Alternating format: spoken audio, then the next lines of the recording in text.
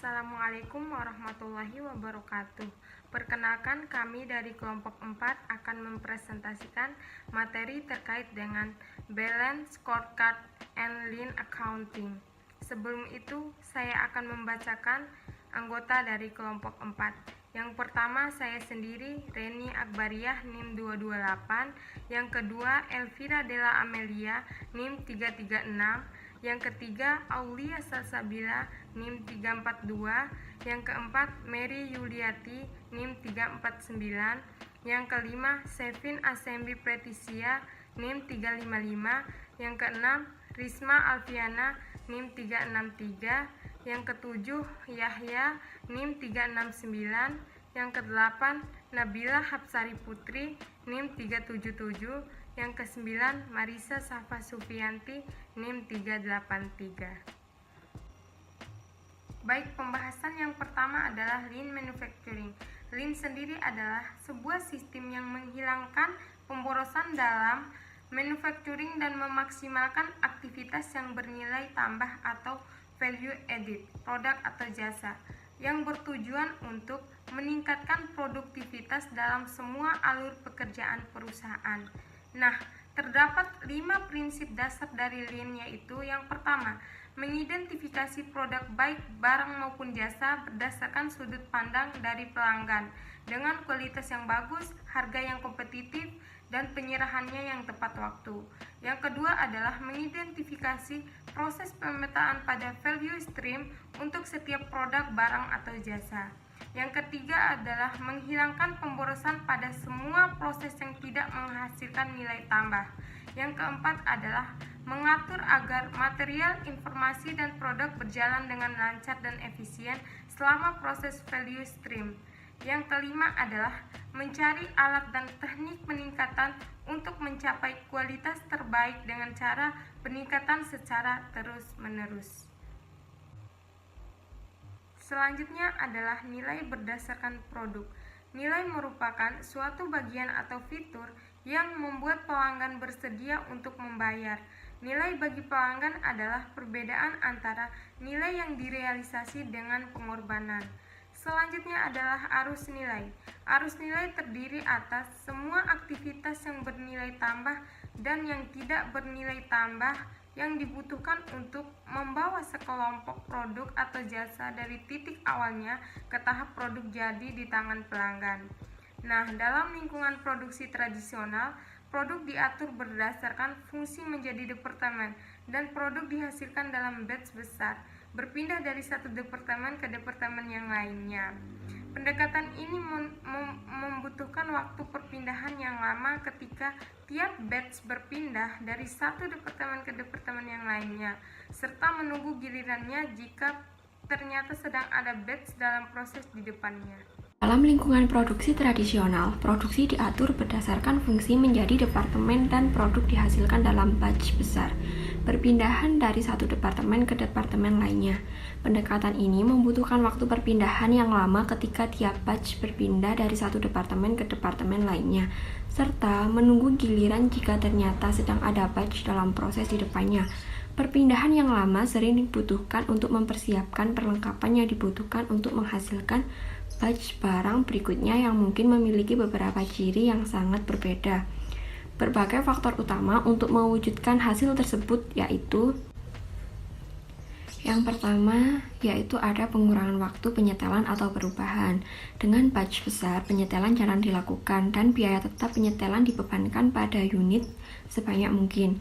Hasil yang umumnya didapat dari hal ini adalah penjadwalan yang rumit serta persediaan barang dalam proses dan barang jadi dalam jumlah besar. Pengurangan waktu untuk mengkonfigurasi perlengkapan yang akan digunakan untuk memproduksi berbagai jenis produk memungkinkan diproduksinya batch yang lebih kecil dengan variasi yang lebih banyak. Yang kedua ada produksi sel.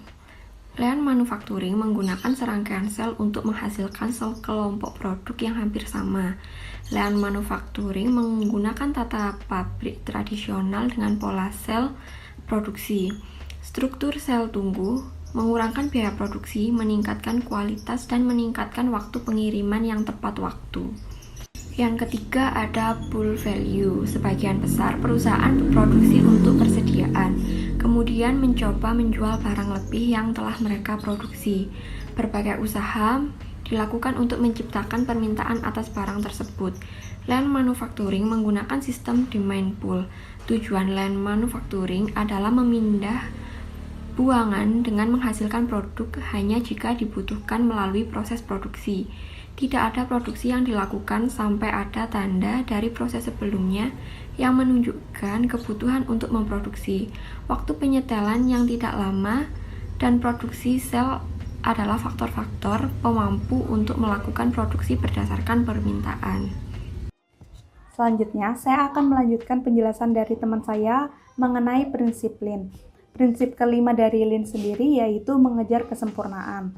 Jadi berbagai hasil ideal yang dicari dari Lean Manufacturing antara lain waktu penyetelan 0, tingkat kecacatan 0, persediaan 0, tingkat buangan 0, produksi berdasarkan permintaan, peningkatan tarik produksi sel, meminimalisir biaya, dan memaksimalkan nilai pelanggan. Adapun tujuannya yaitu untuk menghasilkan produk berkualitas tinggi dan berbiaya rendah dengan jumlah waktu paling minimum. Untuk mencapai hal tujuan tersebut, maka produsen Lean harus mengidentifikasi dan meniadakan berbagai bentuk buangan atau pemborosan melalui beberapa hal, antara lain bentuk dan sumber buangan. Seperti yang kita tahu, buangan sendiri adalah segala sesuatu yang tidak memiliki nilai bagi pelanggan. Peniadaan buangan mengharuskan identifikasi berbagai bentuk dan sumbernya. Yang kedua yaitu pemberdaya karyawan. Keterlibatan karyawan sangatlah penting untuk mengidentifikasi dan meniadakan semua bentuk buangan ini. Perbedaan prosedural utama antara lingkungan tradisional dan Lean sendiri yaitu tingkat partisipasi para pekerja dalam manajemen perusahaannya. Yang ketiga ada pengendalian kualitas total. Produksi Lean membutuhkan banyak penekanan pada kualitas manajemen. Kualitas yang buruk tidak dapat ditoleransi dalam lingkungan produksi yang beroperasi tanpa persediaan. Yang keempat ada persediaan. Persediaan dapat diturunkan melalui produksi sel, waktu penyetelan yang singkat, pembelian JIT, dan sistem permintaan full. Yang terakhir ada manajemen berdasarkan aktivitas. Analisis nilai proses adalah metodologi untuk mengidentifikasi dan meniadakan berbagai aktivitas yang tidak bernilai tambah. Aktivitas tidak bernilai tambah ini adalah aktivitas yang tidak dibutuhkan, termasuk masih menunggu gitu loh, aktivitas yang masih menunggu, seperti itu. Setelah sebelumnya kita sudah membahas tentang Lean Manufacturing, selanjutnya kita membahas juga mengenai Lean Accounting. Lean Accounting sendiri merupakan suatu pendekatan yang dirancang untuk mendukung dan mendorong penerapan dari Lean Manufacturing. Terdapat dua hal penting dalam konsep Lean Accounting ini. Yang pertama, Lean Accounting adalah penerapan dari Lean Method ke dalam proses akuntansi, pengendalian, dan pengukuran kinerja perusahaan secara mendasar. Yang kedua, penerapan Lean Accounting sendiri itu terdapat dalam pelaporan keuangan, penentuan value stream cost, penentuan harga pokok barang atau jasa, dan pengukuran kinerja. Di sini saya akan menjelaskan dari penjelasan sebelumnya, yaitu arus nilai terfokus dan dapat tidaknya ditelusuri biaya overhead. Sistem perhitungan biaya menggunakan 3 metode untuk membebankan berbagai biaya ke tiap produk. Yang pertama yaitu ada penelusuran langsung, yang kedua penelusuran penggerak, dan yang ketiga alokasi. Dari ketiga metode ini, metode yang paling akurat adalah penelusuran langsung. Metode tersebut lebih disarankan daripada metode lainnya. Yang selanjutnya yaitu ada perhitungan biaya produk. Konsekuensi dari peningkatan biaya yang dapat ditelusuri secara langsung adalah meningkatkan akurasi perhitungan biaya produk. Biaya produk diperhitungkan dengan menggunakan biaya periode terkait dengan membaginya dan output produk. Nah, perhitungannya yaitu biaya produk arus nilai sama dengan biaya periode arus nilai total dibagi dengan unit yang dikirimkan dalam periode tersebut. Yang selanjutnya yaitu ada pelaporan arus nilai. Biaya dikumpulkan dan dilaporkan berdasarkan arus nilai. biaya di luar arus nilai atau biaya berkelanjutan. Dilaporkan dalam kolom terpisah. Pendapat dan biaya yang dilaporkan adalah pendapat dan biaya sesungguhnya untuk minggu tersebut. Yang kedua yaitu ada pengambilan keputusan. Dengan menggunakan biaya produk untuk suatu arus nilai, biaya tiap produk tidak diketahui. Biaya produk dispesifikasikan secara penuh dan akurat, tidak dibutuhkan untuk tiap keputusan. Dan yang terakhir ada pengukuran kinerja.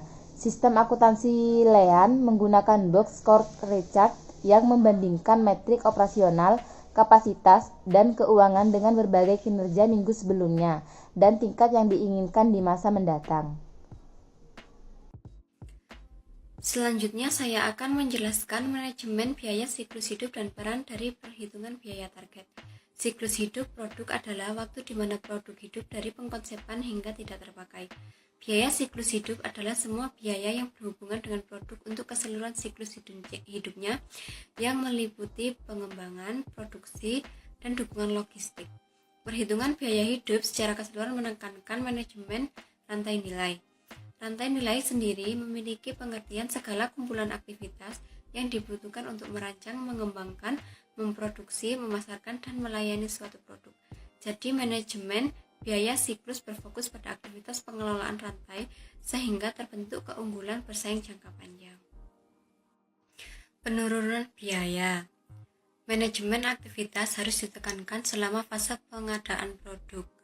Dan juga penekanan tradisional terletak pada pengendalian biaya selama tahap produksi. Biaya keseluruhan hidup produk terdiri dari elemen utama yaitu biaya yang tidak muncul lagi, biaya manufaktur, biaya logistik, dan biaya pasca pembelian. Peranan penghitungan biaya target. Manajemen biaya siklus hidup menekankan penurunan biaya, bukan pengendalian biaya. Jadi, perhitungan biaya target menjadi suatu alat khusus yang berguna untuk pembuatan tujuan penurunan biaya. Siklus hidup pendek. Informasi ini dapat membantu perancangan produk baru di masa depan, serta berguna untuk evaluasi bagaimana keputusan rancangan mempengaruhi biaya operasional dan pendukungnya.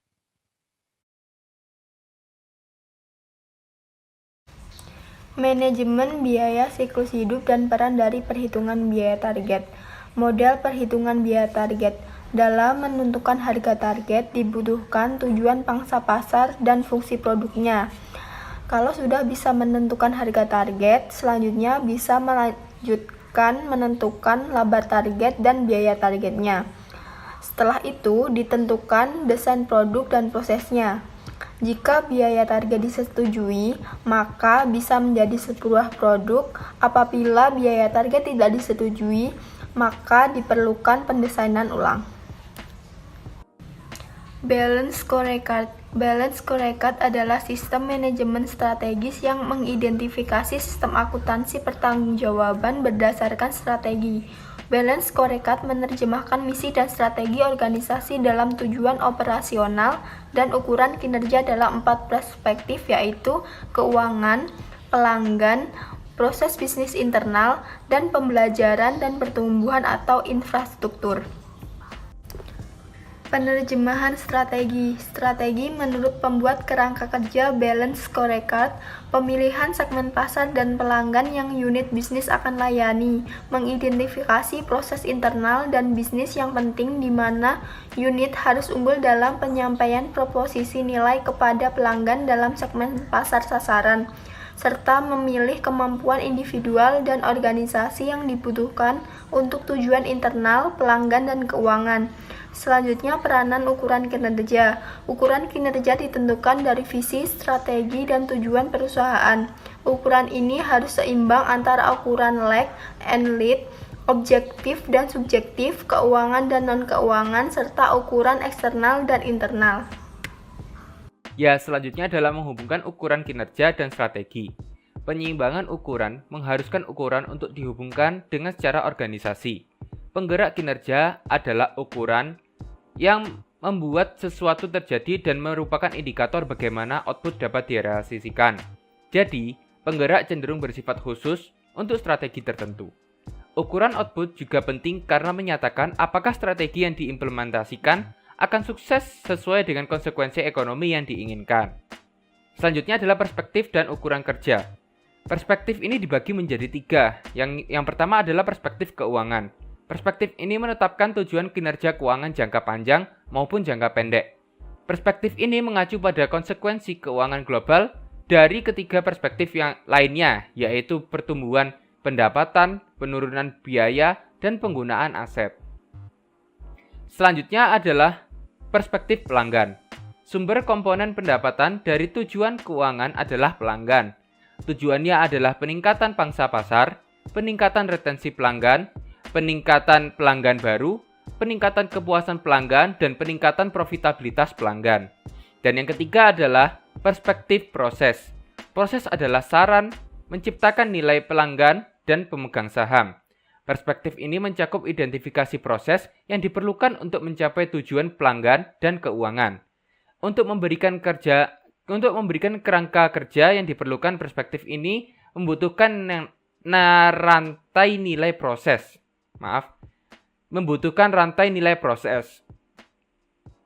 Rantai nilai proses ini terdiri dari 3, yaitu inovasi, operasi, dan pasca penjualan. Selanjutnya adalah efisiensi siklus manufacturing atau manufacturing cycle efficiency. Berikut adalah cara menghitung tingkat MCE, yaitu waktu pemrosesan dibagi dengan jumlah antara waktu pemrosesan, waktu pindah, waktu inspeksi, dan waktu tunggu. Waktu pemrosesan adalah waktu yang digunakan untuk mengubah material menjadi barang jadi, aktivitas lain, dan waktunya dilihat sebagai pemborosan. Dan tujuannya di sini adalah menurunkan waktu menjadi 0. Dan yang terakhir adalah perspektif pembelajaran dan pertumbuhan. Sumber kemampuan yang memungkinkan penyelesaian atau pencapaian tujuan 3 perspektif lainnya. Tujuannya adalah meningkatkan motivasi, pemberdayaan, dan pelibatan pegawai, serta peningkatan kemampuan sistem informasi. Saya akan menjelaskan contoh kasus dari materi di atas.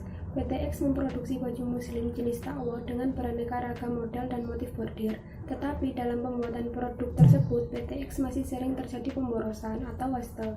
Contoh waste tersebut antara lain adanya pemisahan letak produksi untuk beberapa proses sehingga menyebabkan transportasi yang kurang efisien atau jarak antar dua lokasi mencapai kurang lebih 4 km.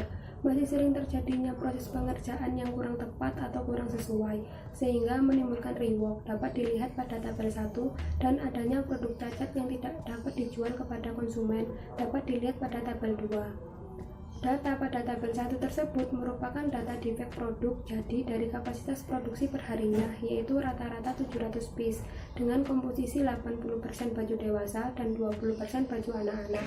Sedangkan untuk temuan yang dapat dikategorikan sebagai defect di tengah-tengah proses pengerjaan adalah pada saat proses pembordiran, yaitu dari 1.400 bagian bordir, kemungkinan defect bisa mencapai 100 bagian. Di samping waste defect, inappropriate processing, dan excessive transportation tersebut di atas juga masih banyak ditemui waste yang lain yang akan lebih mudah diidentifikasi dengan penggambaran VCM.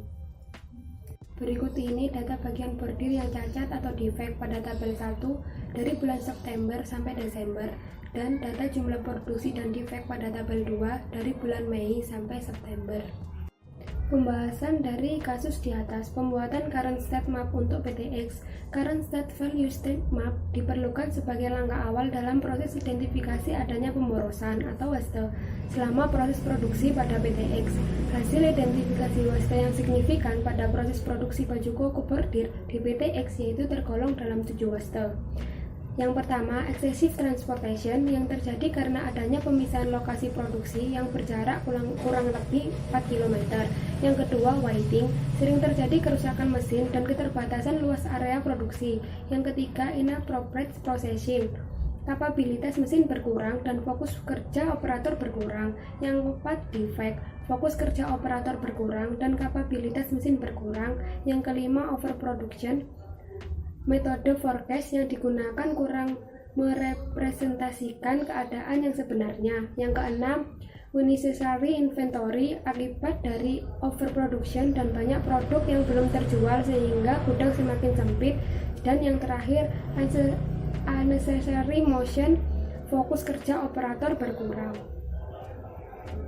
Selanjutnya, saya akan menjelaskan tentang rekomendasi yang baik untuk mereduksi waste pada PTX. Yang pertama, melakukan kegiatan maintenance atau pemeliharaan berupa preventif, rutin, dan periodik, yaitu ditujukan untuk mereduksi waste defect, wetting, dan inappropriate processing. Yang kedua, penerapan forecasting, yaitu ditujukan untuk mereduksi waste overproduction dan unnecessary inventory. Yang ketiga, ada usulan related area produksi, yaitu menjadikan 1-2 area produksi yang berjarak kurang lebih 4 km, ditujukan untuk mereduksi waste excessive transportation, wetting, dan unnecessary inventory. Yang terakhir, ada penambahan fasilitas kerja, khususnya pada Departemen Bordir, yaitu dengan memberikan penutup telinga dan juga memberikan kursi pada operator mesin bordir. Dari pembahasan yang sudah kita bahas, maka dapat ditarik kesimpulan bahwa lean manufacturing adalah pendekatan yang didesain untuk meniadakan buangan dan memaksimalkan nilai bagi pelanggan. Lean manufacturing memiliki ciri pengiriman produk yang benar dalam jumlah yang benar, dengan kuantitas yang benar atau tanpa cacat, pada waktu yang tepat, dengan kebutuhan pelanggan, serta dengan biaya serendah mungkin. Selanjutnya, balance scorecard adalah sistem manajemen strategi yang mengidentifikasi sistem akuntansi pertanggungjawaban. Berdasarkan strategi balance scorecard, menerjemahkan misi dan strategi organisasi dalam tujuan operasional dan ukuran kinerja dalam 4 perspektif, yaitu perspektif keuangan, pelanggan, proses bisnis internal, dan pembelajaran pertumbuhan atau infrastruktur. Sekian penjelasan dari kelompok kami, semoga dapat bermanfaat dan juga materi yang kami sampaikan dapat dipahami dengan baik. Terima kasih. Wassalamualaikum warahmatullahi wabarakatuh.